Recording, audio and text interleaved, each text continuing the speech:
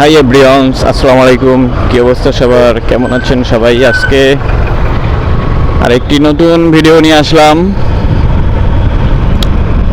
আজকের ভিডিওটা হচ্ছে মামলার বিষয়ে। আজকের ভিডিওতে দেখাবো আপনারা কিভাবে ক্যান্টনমেন্টের ট্রাফিক মামলা কিভাবে ভাঙাবেন।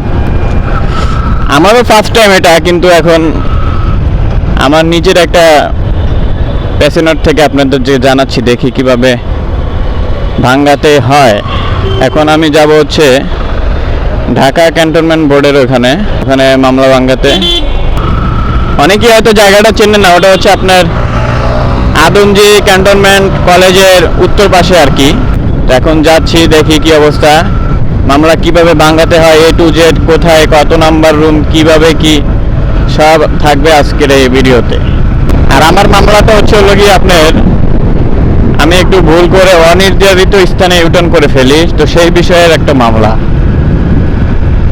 আর ক্যান্টনমেন্টের মামলা তো মনে করেন ভাই 100% 100 মামলা আপনার খেতেই হবে। আজকে একটু রোজগার ফাঁকা, তাই ভালোই লাগতেছে।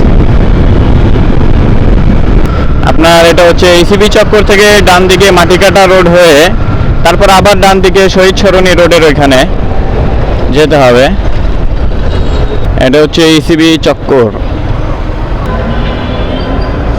আদমজি ক্যান্টনমেন্টে যাব মামলা ভাঙাতে।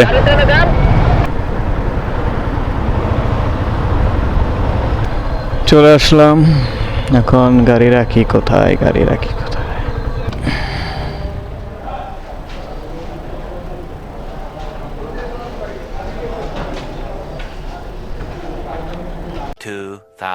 years later. তো মামলা ভাঙিয়ে এখন যাচ্ছি বাসার দিকে।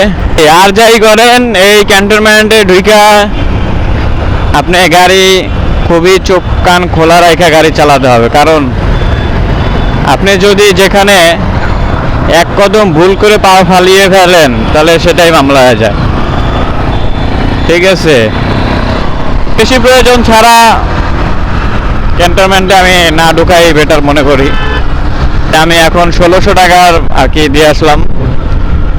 আমার মামলাটা ছিল অনির্ধারিত স্থানে ইউটার্ন নেওয়া। ঠিক আছে, তার মামলা আপনার হচ্ছে 1600 টাকা। বাইকে তেল নেই, তেল উঠিয়ে তারপরে দেন চলে যাব। তো আজকের ভিডিও এই পর্যন্তই, দেখা হবে পরবর্তী নতুন কোনো ভিডিওতে।